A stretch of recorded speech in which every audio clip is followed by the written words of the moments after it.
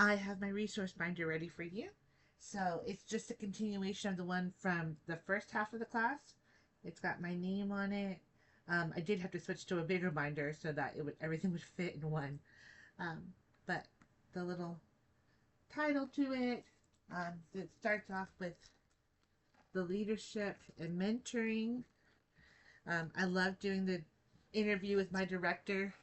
I didn't have a whole lot of time to talk to her. We're both pretty in and out of classrooms, but when I could, I did a lot through email, conversing with her and talking to her when I could in between classrooms and our busy schedules.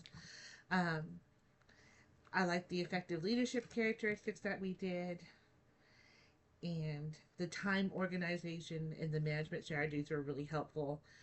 Some of the stuff I was already doing, which is kind of cool to make sure that I was on the right track and doing them. And the leadership style I thought was pretty spot on. I tend to be more of a laid back gal, so um, knowing that there is a spot for us more calm, laid back persons was kind of cool to kind of see that I'm not alone. So, and then we had the families, volunteers, and community section. This section, I also have extra resources to give to my families at my center. These are posted right by our front door, but it's got pamphlets for maternal health and community-based doula project that the Children and Family Resource Center also has more information, some way to get in contact with them. But it's also what I like is done in Spanish, one of the higher populations around here. We have a Safe Sleep for Your Baby pamphlet that we can give to new moms and new kiddos at our center, and also explain how we use safe sleep practices in our infant rooms, and a pamphlet for Carolina Pediatric Therapy that does different therapies from speech, which is what my daughters took, to behavioral and occupational, which a couple of my daughters have taken various therapies offered by them. They're amazing. I love them. But that's what I would have in this family and volunteers community, just so I would know where it is in the resource file. Um, we'll have in here too the family engagement strategies. I think the favorite one I picked was doing having teachers come in or parents come in and teach teachers. So they can share new languages with us, or different cooking techniques or whatever they learn how to do. We've had some really awesome like woodworking parents at our centers, or that would come, or like my mother's come and taught us how to crochet.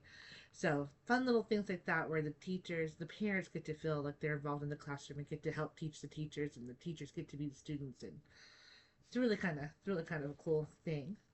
Um, then we have the relationship competencies and the self study that we did. Um, and then yeah, for the Family Resource Center. Then we have the quality program quality evaluation. I really liked this section too, um, because I went to our Center One, which I don't normally get to go to because we're so busy at Center Two. Um, and I did evaluate their center and kind of see where they keep their things and how their rooms are laid out, and how their information is displayed. So that was kind of cool just to see a different change of scenery. It was really awesome. We have the director's resource file, which is actually super helpful for me because now I have something that's hand in my hand that I can hold tangible, that I can go back and I can look up who our fire inspector is, who's the building inspector, the health and sanitation inspector, which I think is actually coming for us pretty soon within the next couple of weeks. Um, and things like that were just super helpful. Um, the creative curriculum was really cool that I taught that when I taught for Head Start. I liked that curriculum. It does have its little downfalls, of which if you're a more seasoned teacher, it doesn't lend itself to be malleable. You can't just make it up as a fly. You kind of have to stick with what's in the book. It's great for first teachers, first year students, or new experienced teachers who don't. It literally tells you what to say.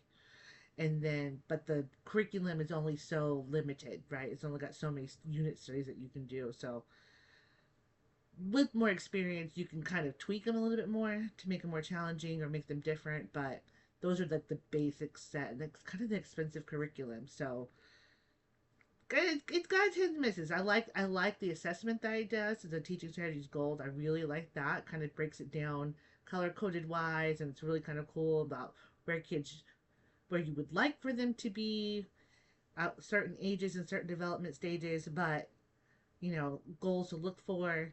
So it's really cool, but it's just everything has its hits and misses, and that's some of theirs. Um, yeah, and then the evaluative center, and then the checklist that I did. I believe this is the one off the DCDE website. I think another the one that was posted in the class. It was for 2020, and they don't do that type of checklist anymore. There's some items on there that they don't look for anymore. This one I think is more up to date, but it was kind of cool because you go inside, outside the center. You're kind of watching. It's very basic though, very basic interaction between child, staff, and parents.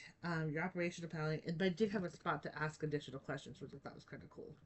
And then it had stuff that was like required for licensing, and then there's parts where it said, let me see if I can find it, where it said not required, so you can go and kind of see um, what they're actually looking for and what they could potentially ask you about. Yeah, so like, let's see if I found this. Got yeah for the outside, right? So it got required by the state, not required by the state, and then you could ask additional questions if you want down here.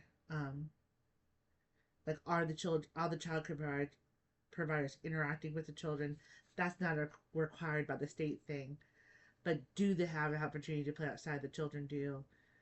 Is this sturdy and good repair of the equipment? So it's kind of cool. It was just really quick yes or no type of thing. Not very in depth for that part. But in the back of it, in the last page, I believe, um,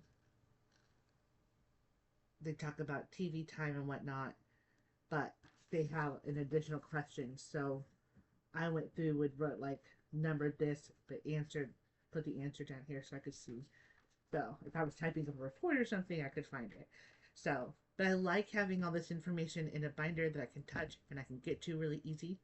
So it's amazing. But it's been great having the class. I've enjoyed it, and you have a wonderful day.